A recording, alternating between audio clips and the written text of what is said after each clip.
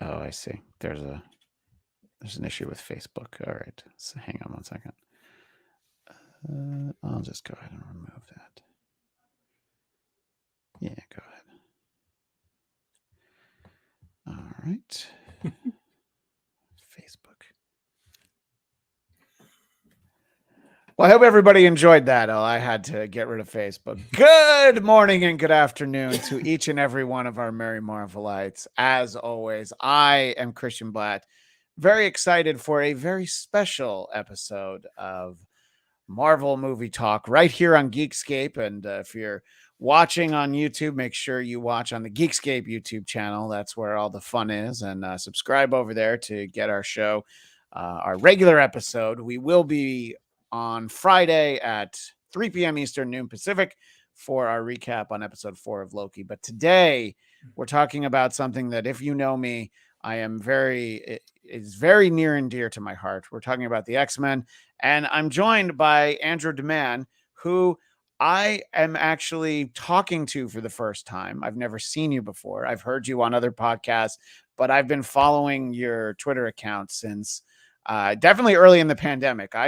That's when I started following a lot. There's a great community of sort of, X-Men scholars in the casual sense. But in your case, Andrew, you're literally a scholar of the Chris Claremont Run, which, for people that aren't quite sure, that's the legendary 1975 to 1991 stretch that Chris Claremont did, which I believe is unrivaled, right? I mean, I think Dan Slott wrote Amazing Spider-Man for like a decade, that in more recent times, but I don't think we have anything that even comes close to that, do we, Andrew?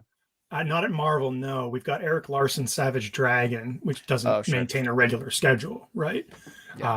Yeah. Which technically is more years. I don't know where it stands on issues, though. But at Marvel, not even Stan Lee ever made it more than 10 years on a book. Yeah, so it's fascinating, and I've had the privilege to talk to Chris Claremont a number of times. I think he likes me for the simple reason that I really like his work, and but I've had great conversations with him, and my understanding from reading the book is that at some point in the process, you actually got to speak with him a little bit and get some background, right? Yeah, definitely. I've done it twice now.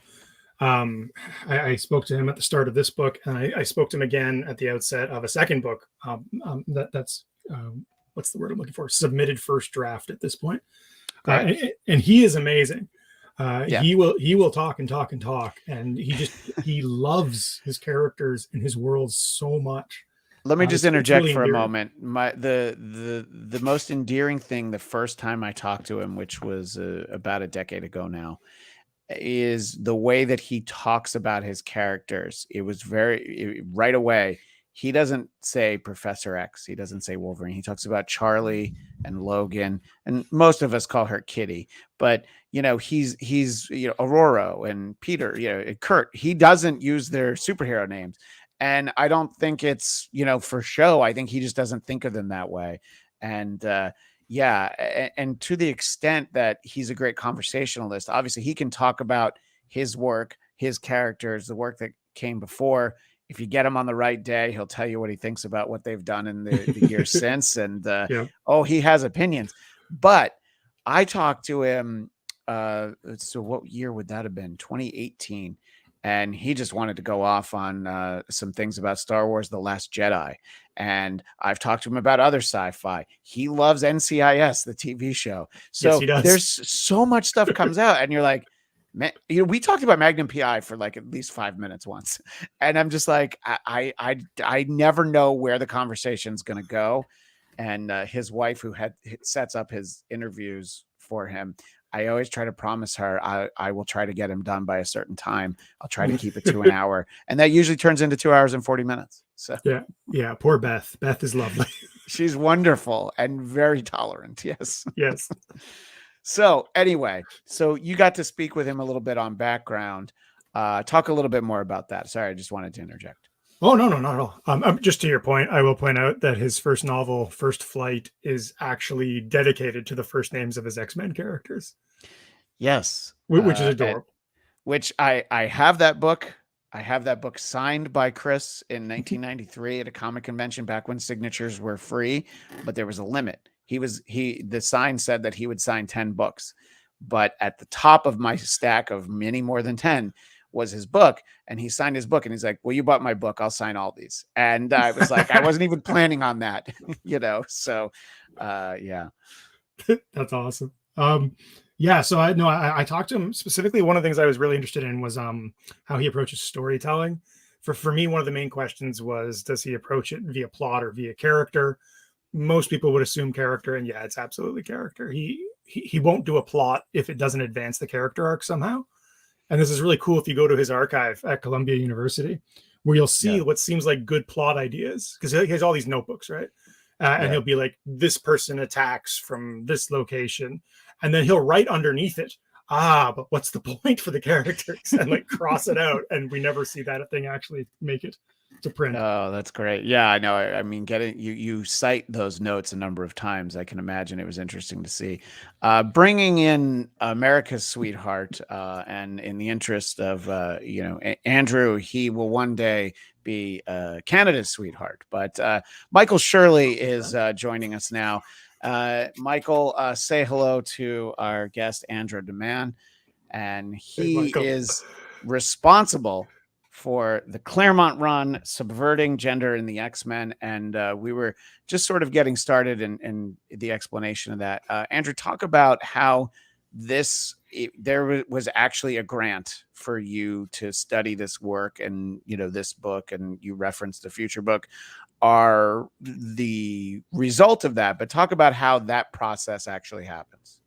Very, very organically, I got a promotion, and I learned that I had access to research funds, and I had literally a weekend to figure out what I wanted to pitch to my chair as a research project. And I loved Claremont's X-Men, so I went into her office ready to like violently defend it, and I just said, I want to do Claremont's X-Men. She's like, oh, that sounds awesome. So that ended up happening. That became a grant proposal, which should not have succeeded, but did. So the federal government's like, here's some money to study Claremont's X-Men. And I was like, sweet. But as part of that grant proposal, one of the things that you usually put in a grant proposal is what's called a manuscript submission, which just means like, I literally don't even have to write a book. I just have to propose a book to a publisher, right? So it's like I might be able to do this. And then that happened to work out really well as well, because Frederick Aldama liked the pitch. And he's like, oh, you should bring that to University of Texas Press. And he did. He brought that to them, and they were like, okay, let's do this. So like it was a treadmill, essentially. I wasn't looking to write a book. It just kind of happened, and it was delightful the entire way. Yeah. And by the way, speaking of the fact that the book is available from the University of Texas Press, I understand from a social media post that the book is already sold out in Canada. We sold out in Canada by lunch, which was kind of awesome. Is, I mean, just speaks to the demand. And because he heard the word lunch, I have to bring our other host, Eric Connor, in here, who I'm sure is still having more of these Loki dipping sauces from Chicken McNuggets. But I did a little screen grab of something you posted, Andrew. So the book. And I think that these are figures from Amazon here in the US, I assume. But wherever the figures are from, it's number 5 in comic and graphic novel literary criticism, number 12 in comics and graphic novel history and prices. But then number 91 in general gender studies, which I'm like, yeah, okay. Number 91 is, usually like, a band doesn't take out a full page ad when they're 91 on the Billboard chart. But the idea of how many books on gender studies there must be, the fact that it's in the top 100, I'm like, wow, did you expect the reaction to be what it has been thus far, Andrew? No, and those numbers are from yesterday. This morning we were number 3, number 2, and number 22. Wow! All right, which is stunning. I'm glad I already got my copy. I don't have to wait for it. Yes, collector's item. Yeah, I know you can't see it because of the background. That's why I have this, Michael. So we're definitely going to talk about all that. I just wanted you to kind of set the stage for how this comes about. And the Twitter account that I started following, which is just at Claremont Run, I guess technically that's called X now, but people know it as Twitter. And there would be these long threads, and it obviously caught my attention because you would use panels from the comics to sort of elaborate on it. And you did a number of videos about some of my favorite characters, which we'll start to talk about as we go around. So the idea of a book was sort of always there, I guess. Is that the case, Andrew?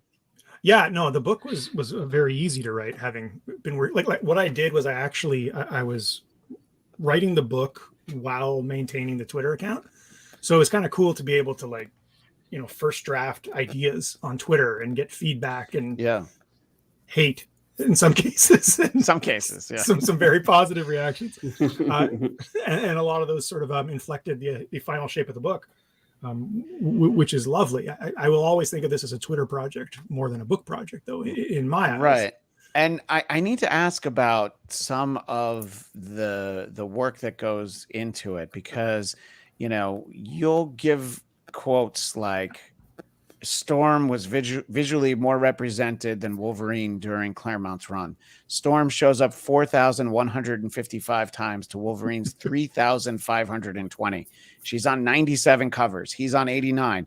And then for our visual audience, I actually have this right from the book. You'll have charts like this, which is depictions of physical contact, non-combat by character. So the simple question is, how? How is all that counted? How is it quantified? Are there just documents for, like, this is the Gambit document, which is obviously going to be shorter than the Wolverine document? Yeah, I should first point out I'm a dumbass English major and I'm really bad at math. So this was a really massive labor. With the federal grant that we got, we were able to hire 4 research assistants, some of whom are very good at math. Like, one of them currently works for Google in New York City and stuff like nice. That. So we were able to, I sort of designed a process, and then they would go off and I would make these young people read these very old comics, and then I would gather the data and try to figure out what it meant. Yeah, well, it's fascinating. And, I posted some links in a few places, the fact that we were going to have this conversation. And, there's different levels of nerd. It's like, oh, I like the X-Men cartoon. I like the movies. Oh, I really like the comics. And then it's like, oh, I want to read a book like this that talks about, representation in terms of, character representation, but also just the sheer numbers.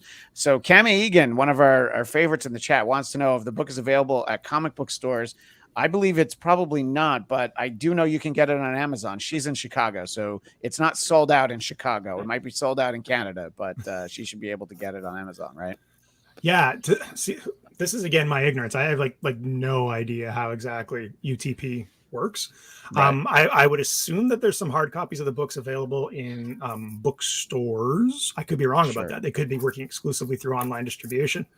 Yeah.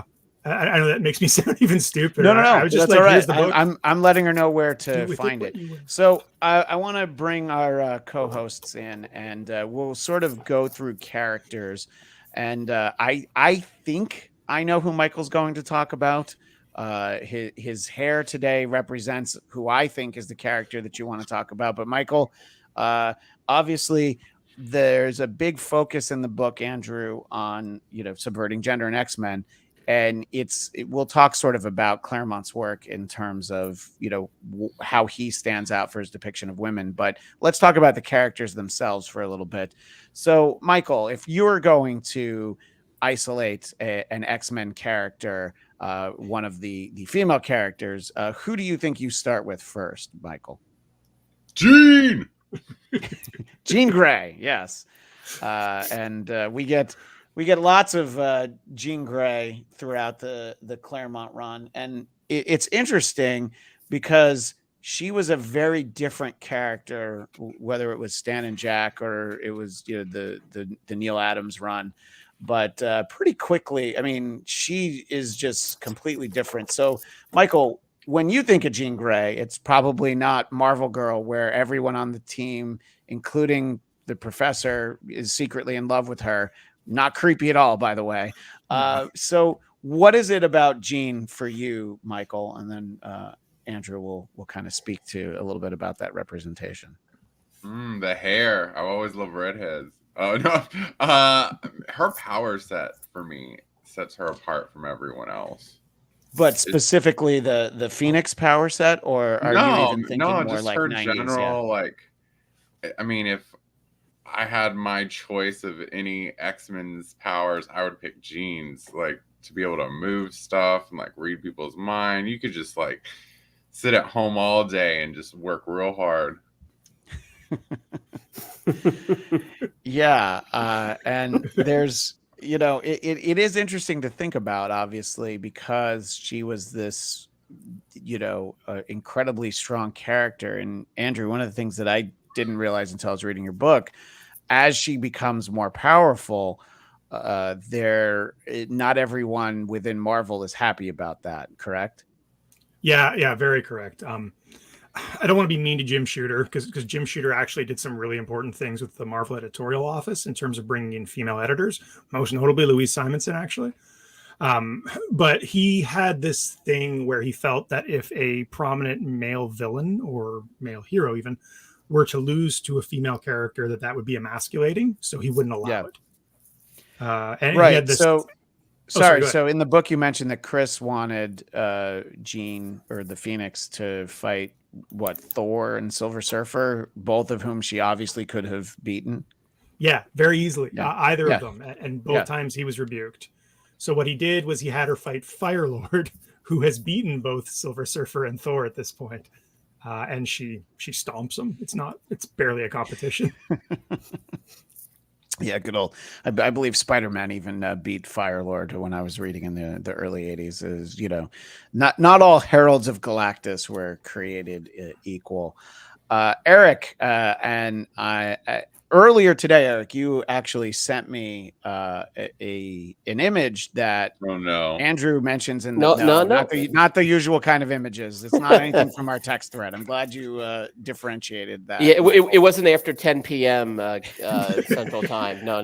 No, but Michael, but Eric, you actually sent me something that Andrew highlights very specifically.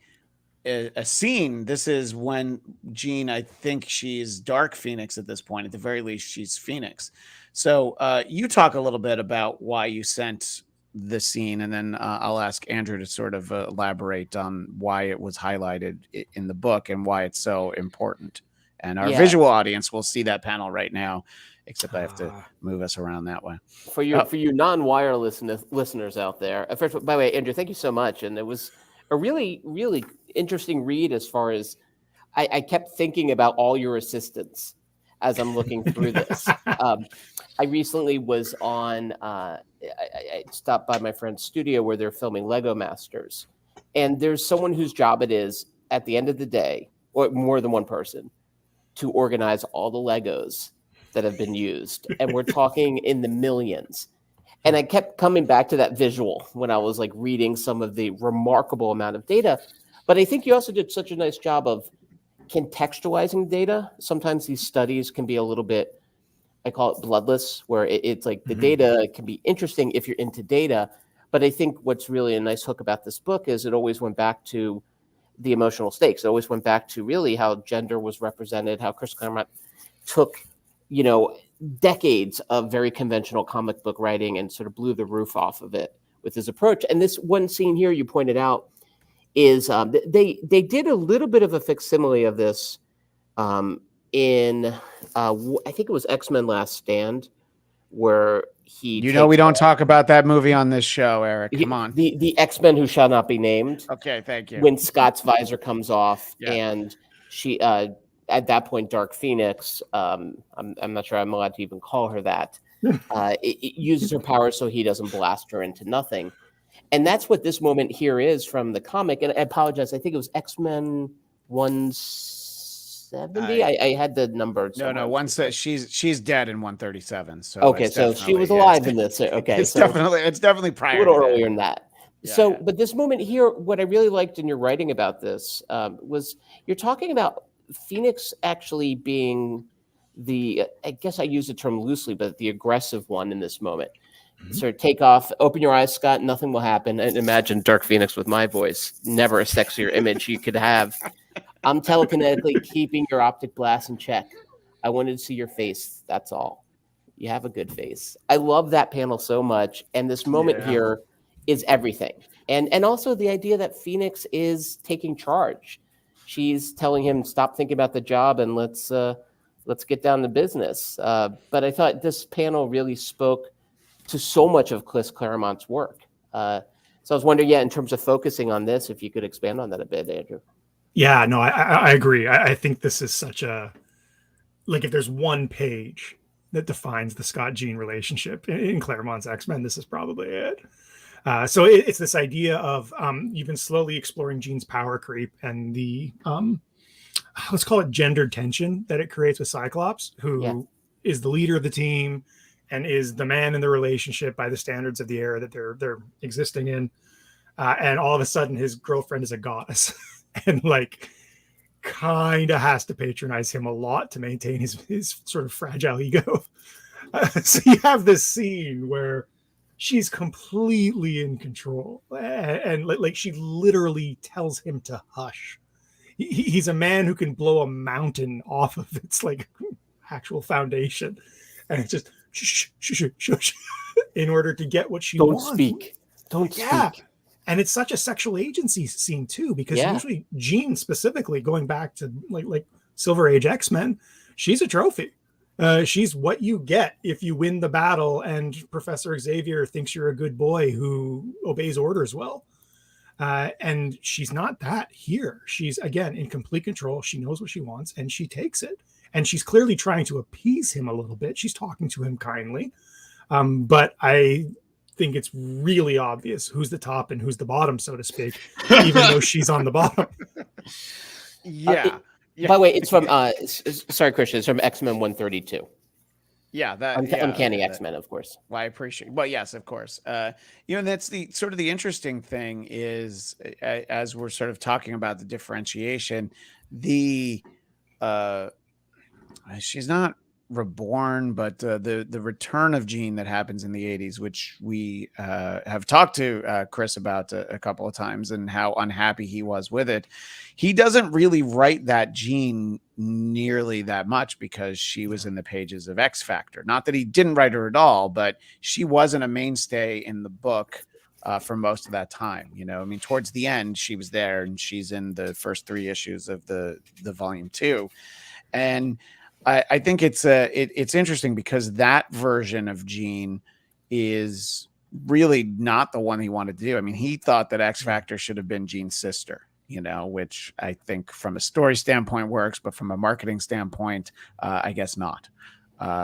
You have strong feelings about Jean's sister, Michael, or are you? What, Elaine Gray, is that her name? I forget. Sarah. Her name was Sarah. Yeah.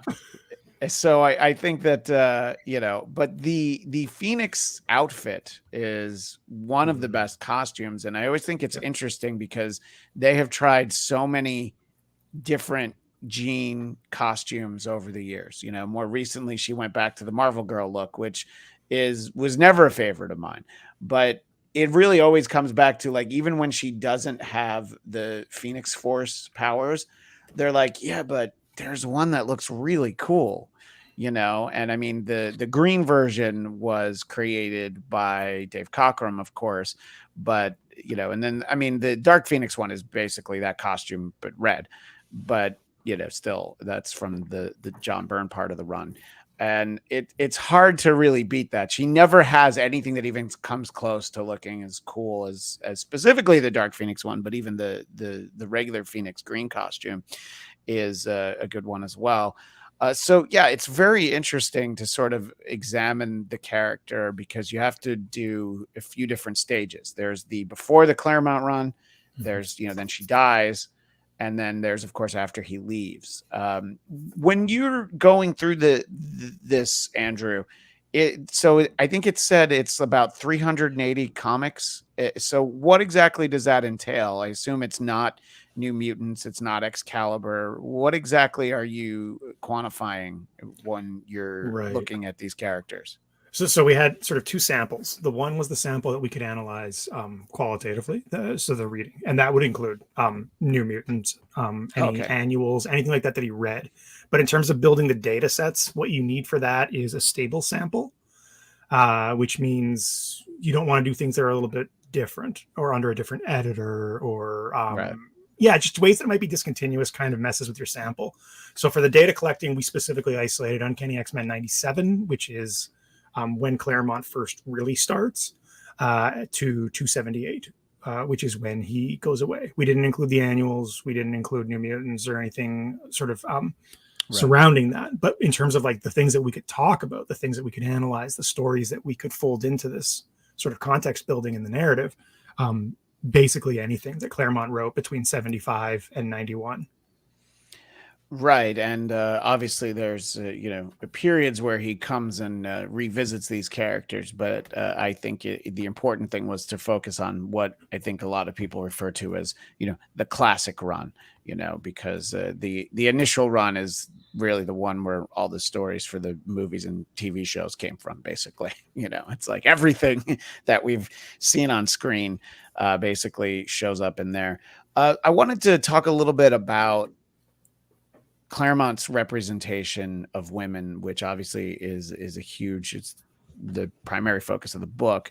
And, I don't need you to go into the figures, which are in the book, but compared to just other Marvel comics, Claremont having these strong female characters, talk a little bit about that and how it really was the outlier for the time period. Yeah. I mean, it was landmark. The big stat that I can throw out is that based on our numbers, he was Bechdel testing 42% higher on average. Right. Than the rest And of let me Marvel. just interject that because I did want to turn into that. So the Bechdel test is two female characters having a conversation, not about a man. That's the short definition of what that is. Yeah.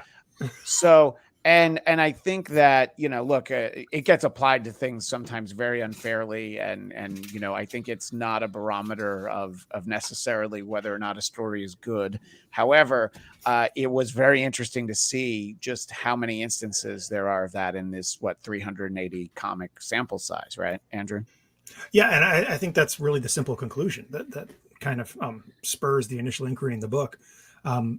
He was just meeting a bar.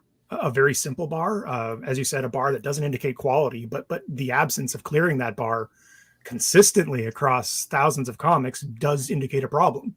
So for him to be kind of that far ahead of his contemporaries shows things like that he's got more female characters, that he's letting them talk more, that he's letting them talk to each other more about things that are different. So he's cultivating those female characters, I guess, is sort of the easy conclusion that we can take from that. Right, absolutely. He doesn't just introduce them. There were always female members of the Avengers. I'm talking about in the same time period, and they were not always very well developed. I mean, there would be issues where I believe Carol Danvers would say nothing. In the lead up to number 200, I think that they didn't remember she was on the team. She was just there in the background, and I tried to get out of Claremont some of his real thoughts about the way that Carol Danvers was treated in Avengers 200 and just dispatched, and how basically he had to make good in Avengers Annual 10 to kind of make her the character that we think of now. But enough time had gone by, and it was just like, well, you'd have to ask David Michelini, and then he just stopped talking, and I'm like, all right, guess I'm not going to get that out of you, but you could tell it still bothers him. They really did that character wrong. However, enough so that he came back to fix it. I talked to him when the Captain Marvel movie came out because I thought it was important to focus on that aspect of her. In the book, you have a couple, there's a lot of great visual representation in the book, things from the comics. But in talking about the perception of Claremont around Marvel, you reference a couple of things that I remember one of them really well. This one, I think, is from Marvel Fanfare. And this is, I believe Al Milgrom did this. And there's a lot of words in these bubbles, so I'm not going to read all of them. But it's basically just this idea of, like, oh no, Claremont's here, and you don't actually see him in this one, but for our visual audience, this panel right here on the far right, that's all Claremont talking. So the idea is that he talks the way he writes, and he wants to make the point about representation. And one that sort of surprised me, but I do remember reading this book, Strike Force Martori, which how they haven't developed that intellectual property into something yet surprises me. But there's a poster on the wall that says, Claremont says, "Is there any reason it can't be a woman?" And so this guy's looking and says, maybe it'd be a good idea if we named her Dominica.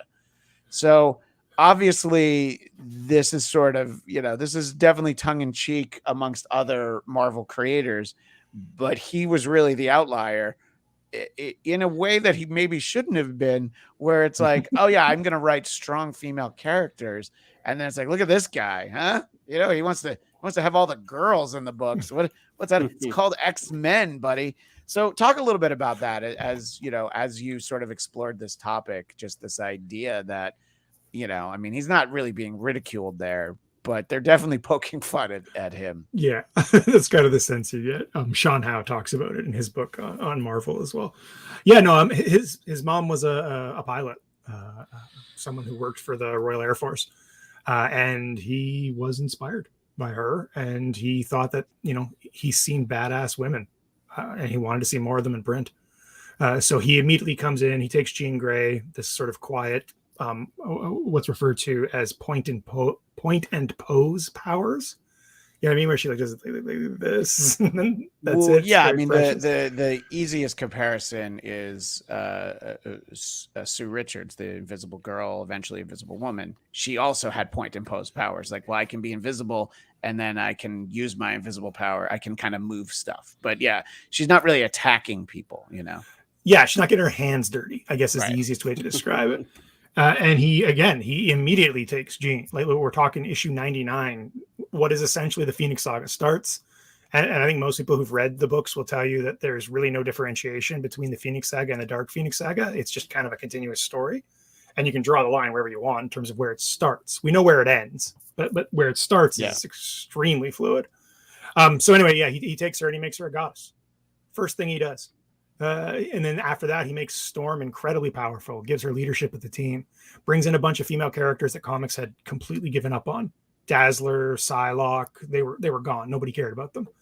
And makes them awesome intellectual properties that are still in play today.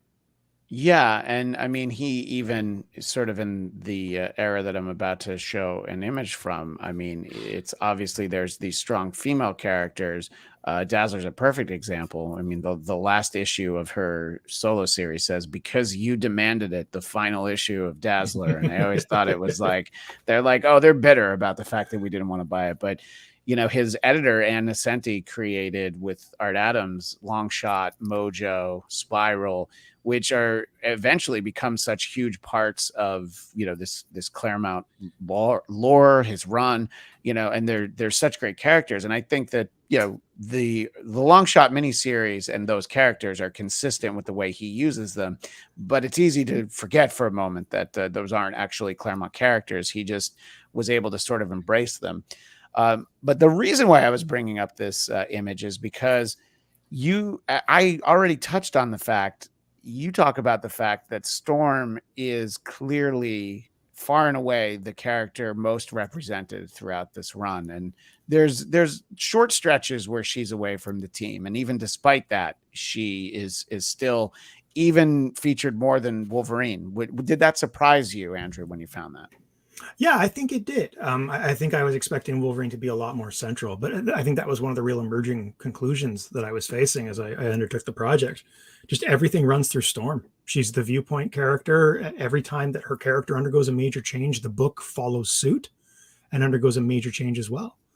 So if there's one character who's deciding what direction we're going in at any given time, it's going to be Storm. And even when she does leave the team, they actually made an entire Beast story about her pilgrimage to Africa, which is not the most superhero comic worthy story, especially for a character who literally doesn't have superpowers at that time. Comes back and becomes the leader of the team again without superpowers. Yeah. No, she's everything to Claremont, and I think she's everything to understanding the fundamental movements of the plot when you perceive it as this macro story, as Claremont very much does. He's been very open about it. This is one continuous story. Yeah, and she really stands out in a lot of ways. And I want to ask Michael and Eric. Michael, I want to ask you first. So obviously, you're a Jean guy through and through. But talk a little bit about Aurora Monroe Storm, and sort of the different looks she has, but also just your thoughts sort of on the character in general, and maybe why somebody like Chris Claremont would spend so much time really developing that character, Michael. Yeah, she's, I don't know, in my opinion, she might be the strongest person on the team mentally, maybe not physically, but mentally, she's the one that I feel like always has the most level head. Like when Cyclops is all caught up in all of his stuff, she can kind of toe the line. You definitely see it in her outfits. They're very bold, they're very showy, but they're also, aside from the mohawk, they're pretty feminine, but they kind of have this like strength to them, and almost regal, especially in the beginning. That outfit is she kind of looks like a queen, Yeah.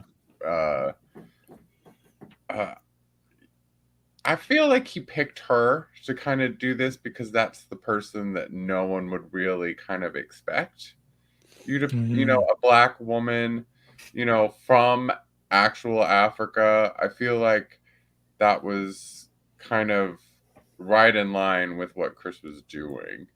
Yeah, I mean, he's handed this character, Len Wein wrote Giant Size X-Men #1, where these new X-Men were introduced. So, in that book, she's living. People think she's a goddess. She knows she isn't, but she also has sort of, and Andrew, in the book, you talk a little bit about the spiritual background. I guess that Claremont's first wife was practiced the Wicca religion, and so some of that comes through in Storm. Talk a little bit about that, Andrew.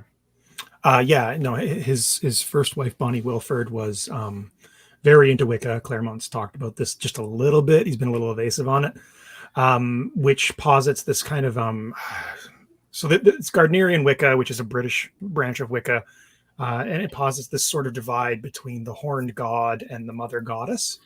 And Claremont's Storm was often the figure of the mother goddess, the idea of this person who can bring destruction, similar to Jean in Dark Phoenix, actually, but who is also a life giver at the same time.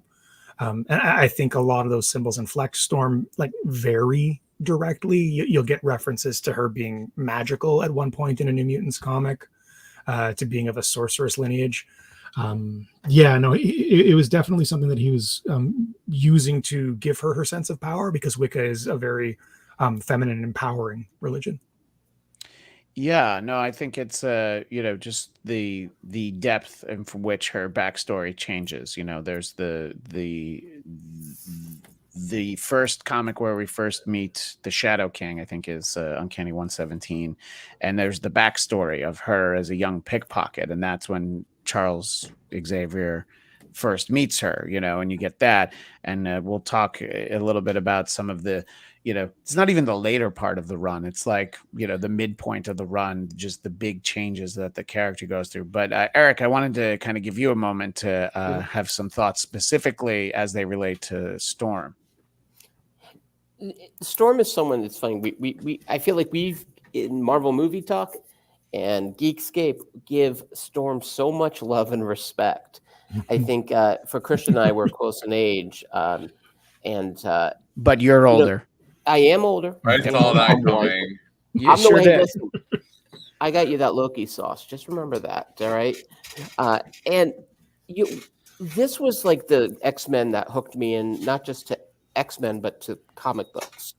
as a kid. So in essence, Claremont was already up and running as the writer on Uncanny X-Men, and that was the comic I always went back to. Always found myself connecting to, going through probably stopped collecting around 13 or 14. And Storm was a character that I always found so fascinating because of these things you guys just brought up, and this idea of like what her powers were, but really it was about her presence as a character beyond the powers.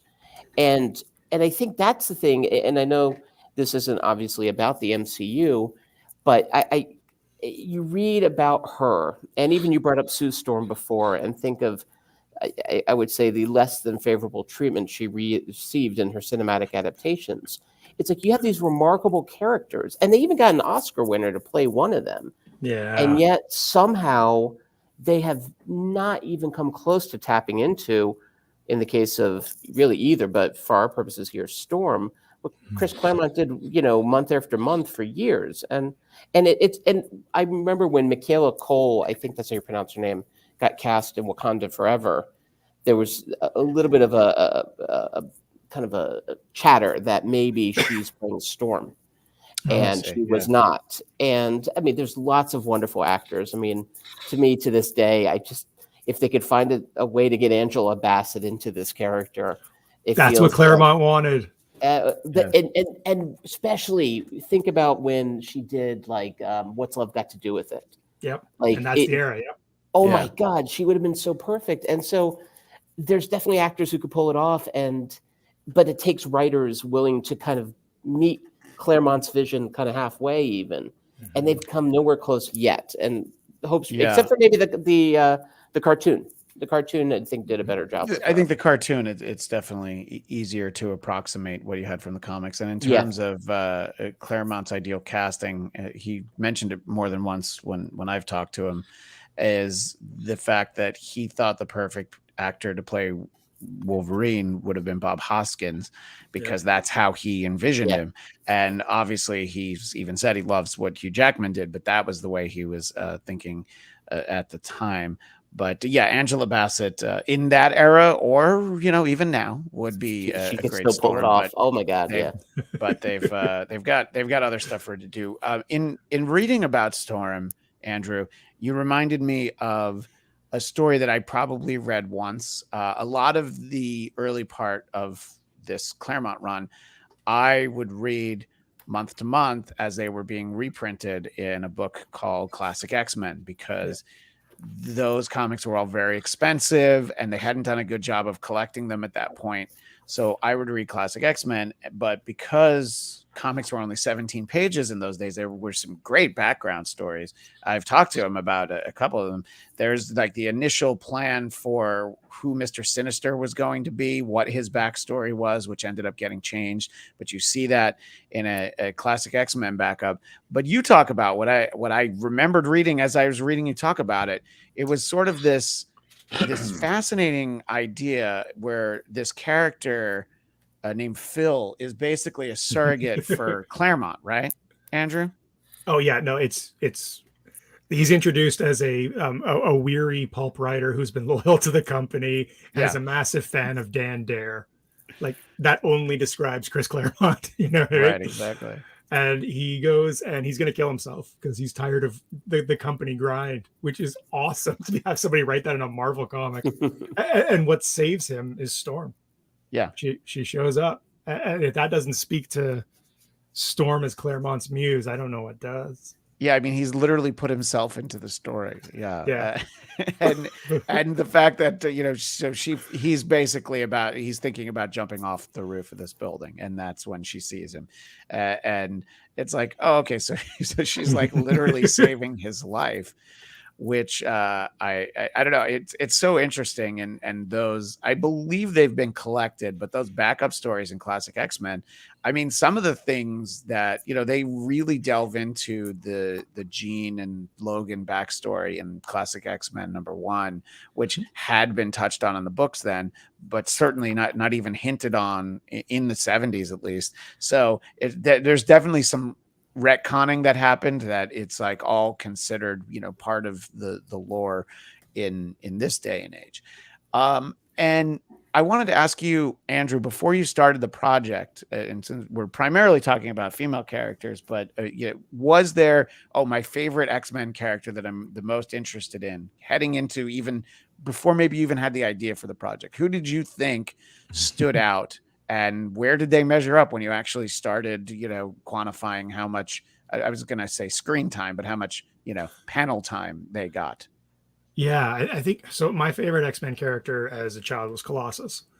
And I really liked a lot of the sort of idea of this like violent bruiser with the soul of an artist, who maybe doesn't have intelligence but does have emotional intelligence. That was cool to me. And I got into this project, and I don't think Claremont liked Colossus very much. He didn't write for him very much. Well, he didn't Thunderbird him. Yeah, but, it could have been worse.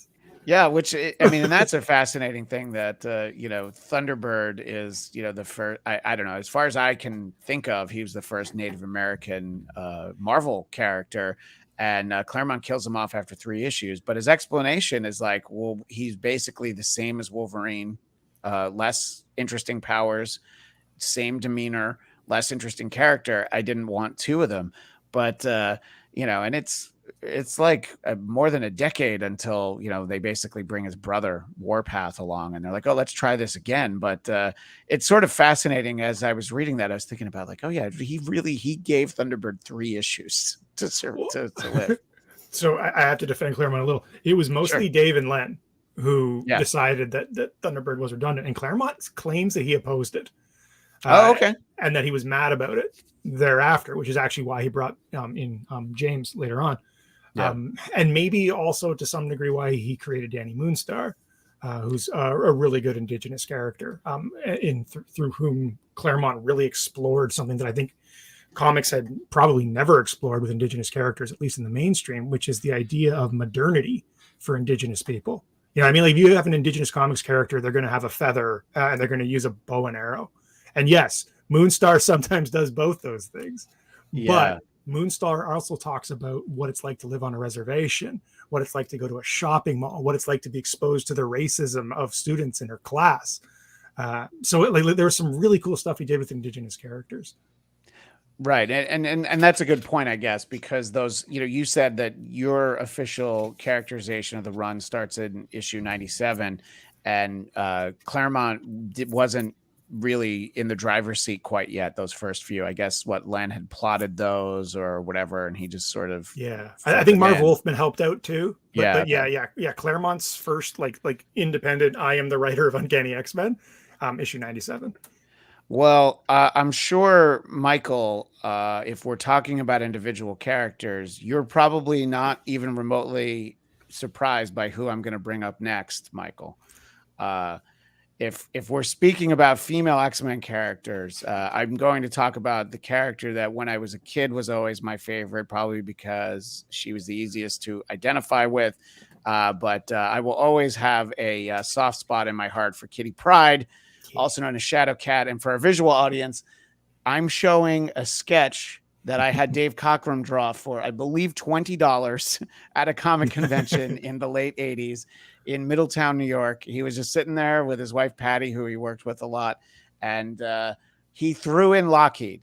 It was $20 a character. And I was thinking about like, it'd probably be cool to have him, pencil and ink Wolverine. But I'm like, but that's not my favorite character.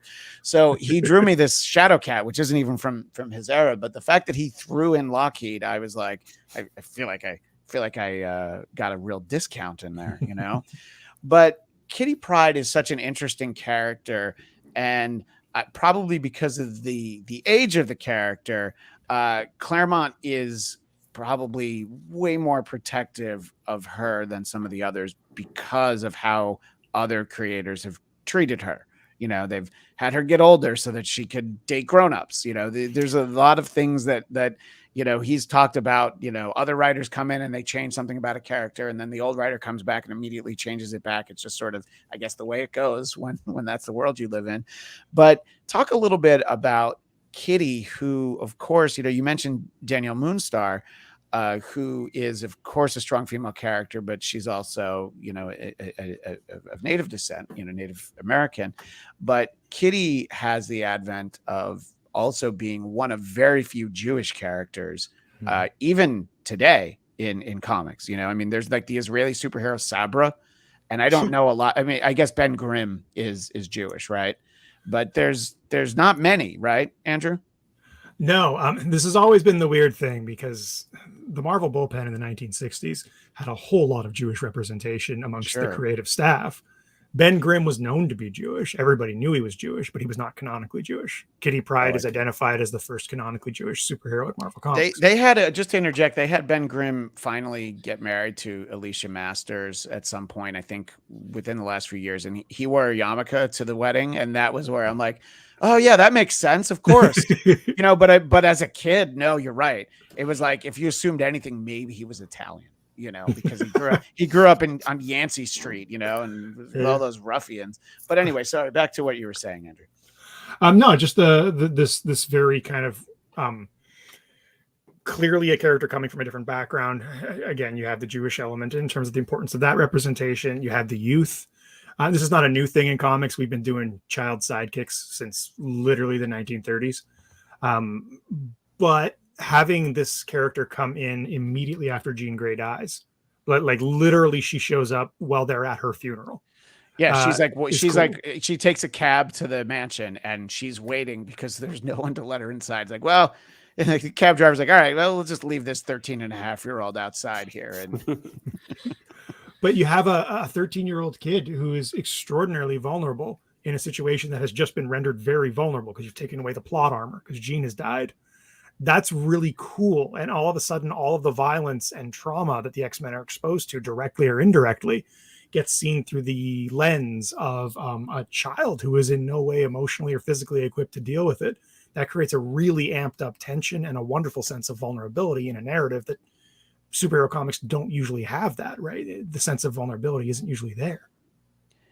Right. Yeah. And I think that, you know, there's for our visual audience, there's obviously the very memorable Professor Xavier is a Jerk, which is the title of Uncanny 168, where she kind of logically gets punted over to the New Mutants. I mean, there's members of the New Mutants. Most of them are older than her. So it kind of made sense. But she obviously proves herself and she ends up back on the X-Men. But, you know, I always liked the dynamic between her and Ileana, who when we first meet Ileana, she's a little girl, then she's a teenager, and then she goes back to being a little girl, except that's not during Claremont's run, I think, when she ends up being a little girl again. But correct me if I'm wrong, Andrew. I think that's Scott Lobdell that turns her back into just after. Right after. Yeah. Yeah, but Eric, I want to also ask you about, you know, other characters as well. But Eric, specifically, I wanted to give you a minute to talk about Kitty Pryde for, you know, people who maybe don't know. Eric, you're Jewish, and there's not a lot of characters in Marvel. Was there something special about Kitty because they took the time? I mean, in her first appearance, she's wearing a Star of David necklace. You know, I mean, it was never like later on they're like, oh yeah, let's do this. Let's change this about Kitty. You know, I mean, she's one of the only Jewish characters, right? Right.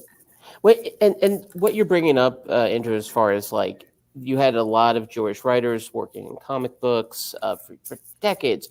Just like you had a lot of Jewish writers working in Hollywood for decades and decades since the birth of it, really. I mean, half the names are, well, transformations of Jewish names, like mine is, you know.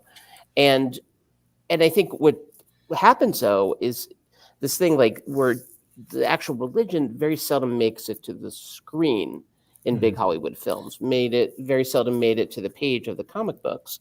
And I could understand, I think, sometimes, you know, and this is a larger discussion of, you know, what it means to be, you know, a minority in America, what it means to sort of, are you Jewish American? Are you American Jew? And this is the kind of debate that has gone on since, you know, I don't know, since Columbus, I suppose. And I think, you know, they found a way with her to sort of bring it organically to the surface more.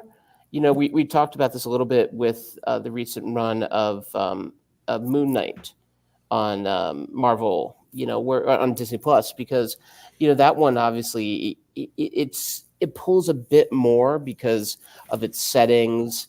Like there's a moment where he's, you know, sitting Shiva for, I think was his mother Christian or his father who passed.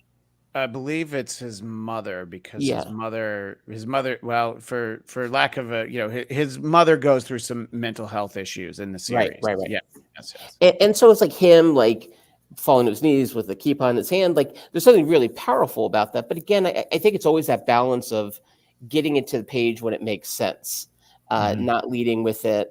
And you could see even now the blowback that the character of Sabra is getting in this, the New World Order movie that's being developed, speaks to lots of politics I know we're not going to get into here, but just like there's not on this show, no, not on this show, no. But there's always that concern, I think, and I get it. Yeah. I think it's like you don't want to let these sort of like religion or politics, which are always complicated things to bring into any form of education or writing. You always got to be careful of it overshadowing everything else going on. But again, I think that's why I liked with Kitty. It's like it didn't feel, like such a big thing. It's like sometimes it takes, oh yeah, I forgot she was Jewish, But I think that's the thing you're always looking for, is the sense not of leading with one word as in Jewish or Italian, but rather it's part of the character, but it doesn't define the character. No, she's much more defined by her ninja training, which we get in the Kitty Pryde and Wolverine. I mean, that's such a huge part of the character, especially subsequent creators. But we don't focus on the subsequent creators too much over here. Michael, as we're talking about, X-Men characters, specifically some of the females, is there anybody? There's one that I know that I feel like you might want to talk about, but is there anybody that you feel like we haven't talked about enough that really stand out to you as strong, powerful female characters from this Claremont era of X-Men, Michael? I'm surprised the name Rogue hasn't been mentioned at all. Well, now you can. Yeah. You take it, you run with that Rogue. I mean, especially the way she's developed, and I referenced in passing Avengers Annual number 10. That's her first appearance, and she is, definitely a villain character who steals Carol Danvers' abilities and memories, and she's so complicated, and it's definitely sort of this controversial character that's brought into the X-Men. Controversial within the pages. I don't think the fans were upset, but there was like Wolverine was away in Japan, and it's like, her, well, if Charlie says so, I guess so, but I'm pretty sure she tried to kill me, only like 6 issues ago, but whatever. But no, what is it about? Perfect. Yeah, what is it, Michael, about Rogue, though, that obviously that makes her somebody who should be at the forefront of a conversation like this? Well, I'm trying to think, and she's really the only character I can think that represents a strong Southern woman in the X-Men. She's got, I don't know, Rogue is like, even from her hair to her outfits, I feel like Rogue is always portrayed as kind of like a badass. Yeah, no, absolutely. And I mean, I think that, the amount of time that Claremont's able to spend with Rogue, and, she really becomes the character that I think a lot of people do discover her from the animated series, but people really get to, she's so different than when you first meet her, even when she's first in the X-Men. I mean, she is this public enemy number 1. And she's the character. She's this mutant that the government wants so badly to take the powers away from, that they develop technology that will take away mutant powers. Except, of course, not everybody's as good a shot as they should be. And then they take away Storm's powers. And I mean, Andrew, it's years that she doesn't have her powers, right? I mean, in terms of not narratively, obviously, it's arguable as to whether or not this entire Claremont run is more than like 3 years in terms of the story. But for like, it isn't until like the Outback era that she gets her powers back, right, Andrew? Yeah, just before that, in Fall of the Mutants, actually, which is the image I'm showing right now is Fall of the Mutants. Yeah, so right before that, and I mean, and there's nothing more humbling if you're Cyclops that you lose leadership of the team to someone who doesn't have their powers anymore. But really, the focus should be on what a terrible father Cyclops was. That's really what, and I will always have to point out it's not Claremont's fault. That's editorial. That's Bob Layton, right? That's who insisted on X Factor being the original X-Men, which I don't know. I was reading comics at that time. I was not clamoring for the return of the original X-Men. I liked the new X-Men. I didn't need them to come back. I didn't need Angel and Beast to, show up in a monthly book. One of the characters that I want to touch on from later in the run, but who's popularized in the 90s cartoon, was somebody who was the X-Men character that really stood out to my wife and her sister, who were Chinese American growing up in Orange County, and that's Jubilee. So even late in the run, Claremont is introducing these new characters who are checking some other boxes that he hadn't before. And I didn't realize that she's one of those characters that people kind of are very dismissive of because, and I'm not, Michael, I'm sorry, I'm not going to talk about when she later on becomes a vampire. That's not Claremont related. We can do a special on that if you'd like, but we're going to just talk about the Claremont canon version of Jubilee. And I mean, in a lot of ways, it's like, oh, she's kind of like Dazzler, really, but it's that dynamic that is something that's always important for storytelling with Wolverine, whether it's Kitty or the issue that I always isolate, Uncanny 205, it's Katie Power from Power Pack when he's lost his memory and he's wandering around in the snow. There's always this paternal nature for Wolverine, and Jubilee sort of with Kitty going off to England for Excalibur. I think that it was the perfect time to introduce a character like that. But talk a little bit about, I don't know, anything, Andrew, really, that in your analysis, anything that stood out about Jubilee. I think the intersectional experience that you mentioned, the idea of, X-Men from Giant Sized was created to be a series of stereotypes of nationalities, right? Claremont didn't like that. He immediately made Storm African American as opposed to African.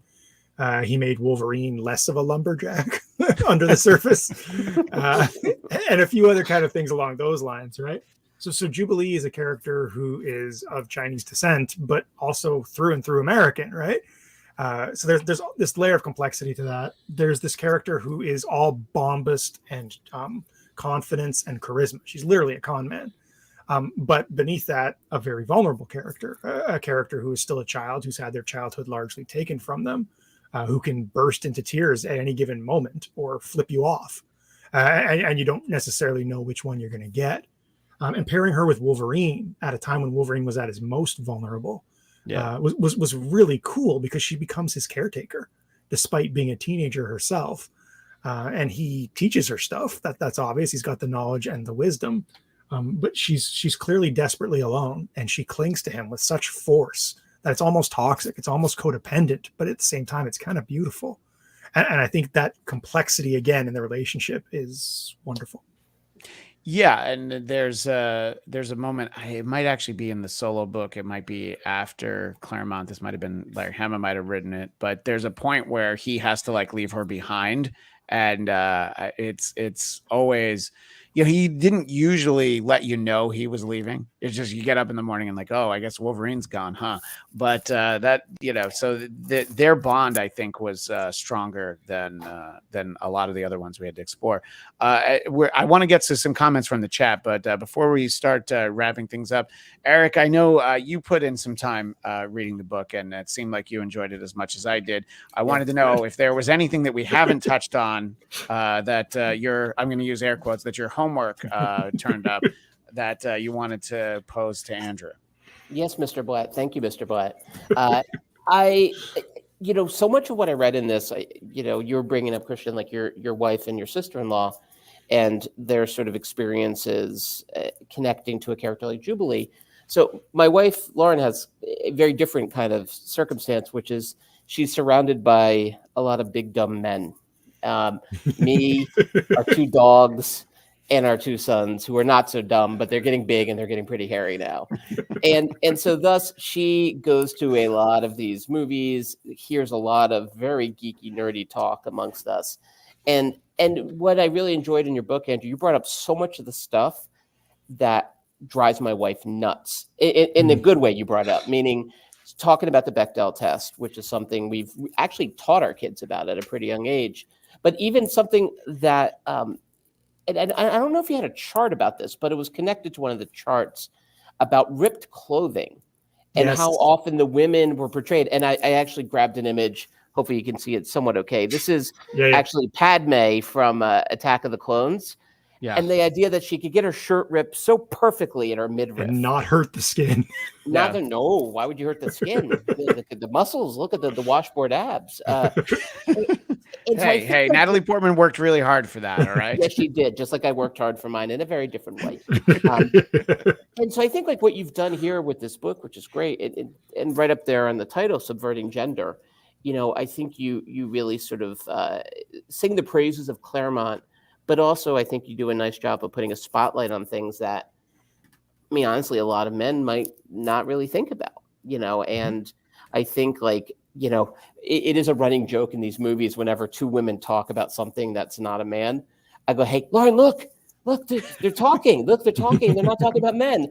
And she gets annoyed every time because they're like, just wait. And lo and behold, usually she's right. That give them a minute. But I think like so much of what you did here that's really great is like I said, it's not just numbers. And I have such respect for the depth of the research you did here. I mean, it really is astounding. But just giving it a good emotional context. And I think also, too, for anyone out there who is thinking of writing, it's like these little reminders of like the power we have with the choices we make and sometimes the choices we don't make, and I think you did such a nice job of just reminding at least this reader what Claremont was able to do with Marvel for years to bring it forward before a lot of his contemporaries were in TV writing or film writing. I think Claremont maybe was a step ahead in a lot of places. So I really appreciated the work here. And it's one that I'm actually going to convince my wife to read as well. Although it's hard. Her Marvel diet's pretty full, but I think she might make an exception for this. There's a lot on the menu. Well, Eric, I know you have to go. We'll finish up in a few minutes, but obviously if people want to continue the conversation with Eric Connor, he's Count Eric Connor. And Eric, we will see you on Friday when we're talking about Loki episode 4, sir. Oh, Michael, I can't wait to see how happy you'll be. He's already rolling his eyes. Yeah. Andrew, thank you again. It was a great book. Thank you so much. I appreciate it. Oh, wait, sorry. I was kicking you out of the room. Yeah, as you're kicking me out. Cammie Egan, I was going to suggest buy a bunch of the books.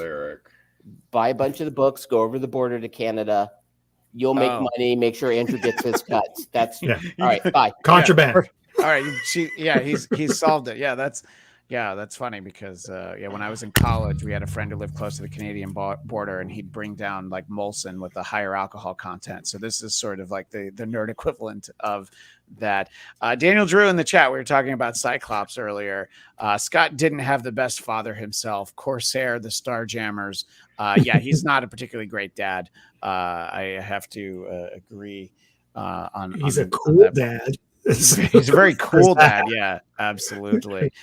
Daniel had earlier asked, other than Claremont loving character development, of course, is it possible that there just weren't many other teen, young adult female characters that weren't mutants in Marvel at the time? I mean, I know what you're saying, Daniel, but there's no shortage of female characters. We're talking about the mid 70s, I mean, I think when Stan, Jack, and Steve Ditko are starting, there are far fewer. But by that point, I mean, Spider-Woman had her own book. I mean, it lasted for like 4 years, but she still had it. You had Ms. Marvel. You definitely had this explosion of diverse characters like Luke Cage. You had a lot of female characters. You had Shang-Chi, who really lasted until the 80s. But I don't know. Yeah. I mean, I guess, is that maybe what you found, Andrew, that there should have been better representation because of the characters who were out there, but maybe just and I feel like at some point Marv Wolfman wrote Spider-Woman, and Claremont did eventually, as he did with Ms. Marvel. But were you surprised that maybe the creators responsible with some of these other female characters weren't doing more? Yeah, a little bit. I think I was expecting it somewhat just because it's the world we live in, right? And I think a lot of it is kind of editorial decision. If you decide to hone in on a target demographic that is the teenage boy demographic, that's going to affect the way that you view stories, right? And that'll trickle down to the writers. Right. So there's a little bit of that going on, I think. I think Claremont was clearly coming in with a mission. Like he flat out states it in some interviews. He says, I want to write strong female characters because he doesn't think other people are doing it. So in some ways, he's a response to that, which I think is kind of interesting too. Not just that he wanted to do it sort of innately, but that he recognized that absence, that gap. The one that surprised me a lot was the Frank Miller Bechdel testing. Miller wrote 2 arcs that were about Elektra and Karen Page, and not one of those issues passes the Bechdel test. Like not one. That's intense. Yeah. Yeah, and there's a specific test that Karen Page fails, which is don't give up your boyfriend's secret identity for a hit of crack, which really spoke to me when I read that. I don't know, I was like 11 or 12 when I read that. I'm like, what? Like you're his friend, but I mean, Frank obviously Miller, one of the strongest Marvel female characters would be Elektra, or so you would think, and. Yeah, that was one of the things that I read. That was early in the book. I was surprised. Sorry, I've got a cough, and there's really not much I can do about it. Michael, I want to talk about, as we wind down, the other character we alluded to. We talked about how Claremont had a habit of kind of picking up some discarded characters. Talk a little bit about Dazzler, Michael, and why she's amongst your favorites. Oh, I love Dazzler. I have every issue of that series. I like her because she's a rock star. Like that was such a fun thing to me to see them bring in someone that you wouldn't really, they've already got a career. Like, why would they want to save the world? Dazzler's got some of the best costumes. I feel like she was very much perfect for the 70s, and just the way she initially appears. The roller skate disco Dazzler. I love that look myself. Yeah, absolutely. Yeah. But I really, really kind of fell in love with her when I started playing that old X-Men, Uncanny X-Men video game. She just kind of her power set where she throws, photon grenade. Yeah, like it really kind of, I don't know, I feel like she's the strongest character in that game, and I think that's really speaks to kind of the way Marvel was at that time, and it still is in many ways, or at least the X-Men, the way they were. It makes sense that one of the smaller female characters will be the best, most loved character in the game. For me, it's that pop star, rock star thing I find so interesting, that she cares enough to be part of this team when she could just be out there making money. Yeah, I mean, not a Claremont story, but there's the Marvel graphic novel Dazzler the movie, where she was one of the first people that comes out. You want to talk about problematic storytelling, but there's that moment where she's basically outed as being a mutant, and I thought that was an interesting sort of dynamic, because mostly the X-Men, you didn't really know who they were, but the people who needed to, I guess, all knew who Charles Xavier was. But I think, I always thought that Dazzler was an interesting character. And I believe Psylocke is a character he created writing Captain Britain, right, Andrew? But like not even recognizable. Like literally, she's just Brian's twin sister, Betsy. Right. And there's some, I mean, obviously there's so much that can be talked about violence to female characters. I mean, there's that term from the Green Lantern story when you fridge a character, where literally the character's body ends up in a refrigerator. But Betsy Braddock becomes Captain Britain, and she's so overmatched. That's how she becomes blind. And that's I guess that's another Carol Danvers situation, where Claremont's like, look what they did to this character. Now I have to kind of bring them back. And in her case, let's make her Asian, which, look, definitely was a very cool look. And especially for the Jim Lee period, I mean, that look for her. But, even the sort of the 80s look, where I don't know what else to call her other than, the British Betsy Braddock. It was an interesting addition, the character, I thought. And, I think that she fit in well to this era where it wasn't literally this, but I kind of remember the mid to late 80s being where the X-Men were a group of female characters and Wolverine, I mean, yeah, more or less. Yeah, but essentially, because, you sort of had Havoc and Longshot, but for the most part, the characters that the focus was really on were the female characters. Well, Andrew, I enjoy the Twitter account for years now at Claremont Run, but reading the book, I just didn't realize what a hot commodity this book was, or maybe it's just south of the border. It is undersupplied. I don't know. Yeah, but I let's hope they print more, and I assume you can get it for like the Kindle and stuff like that too, though, right? I mean, I would hope so. So yeah, even our audience in the Great White North, as they say, you can still get the book. You just can't hold the book. And they sent it to me digitally, but then they asked if I wanted a physical book, and I'm like, oh yes, please. I wasn't going to ask for one, but when they offered, I'm like, I much prefer to read it that way. So I hope if people have been interested over the last hour plus, they check out the Claremont Run, Subverting Gender in the X-Men. And Andrew, I referenced at Claremont Run, but I know you have another project. If you want to tell people other places where they can find your work and what you're up to these days. I'm sure. I think the easiest method is to Google me at this point, just because I've done a lot of stuff. But I have another social media thing called Sequential Scholars. Yeah. And I co-host a podcast called Gosh Golly Wow, which is all about the Marvel comic Excalibur. Yes. So, they're closing in on the end on that show, right? Because there's 10 episodes left. Yeah, there's like 130 issues of Excalibur. And I remember I mentioned that in passing to Claremont one time, and it was almost like my grandfather would hear something and just go like, "Oh, geez," the idea was just like, "Oh my gosh!"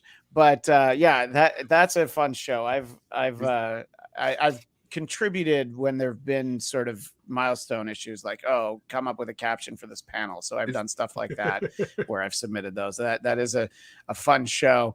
You're at the point where. Sorry, go ahead, Michael. Is that the podcast where each episode is an issue of the book? Yeah, and we bring on like a comic scholar. So it's a bunch of like nerds being real nerdy. It's very nerdy to go issue by issue through Excalibur, which was obviously not the best selling mutant book of the era. But you're well past the part where I was reading it anymore. But it's definitely interesting to see what was going on in the late part of the run. Of the run of Excalibur, as it were. So just Google J. Andrew Deman, Deman, for our audio audience, and you should be able to find him and his work, and of course the book, The Claremont Run, Subverting Gender in the X-Men. This show will be back at our regular time on Friday at 3 p.m. Eastern, noon Pacific. Talking, I'm sorry, Michael, about Loki episode 4, but there's only 3 more, so we'll see how it goes for you. Some of us will have been enjoying it at that point, but we'll see how Michael feels. And please make sure, wherever you're watching or listening to this, make sure to subscribe to the Geekscape YouTube channel, because that is the only place you'll be able to find our show going forward. I know we did a couple of simulcasts on my YouTube channel, but go to Geekscape, GeekScape TV on YouTube. I know I don't need to spell it, but I'm spelling it anyway. Anyway, thanks again to Andrew and everybody in the chat with some great thoughts. We will see you next time. And as the great Stan Lee would say, Excelsior!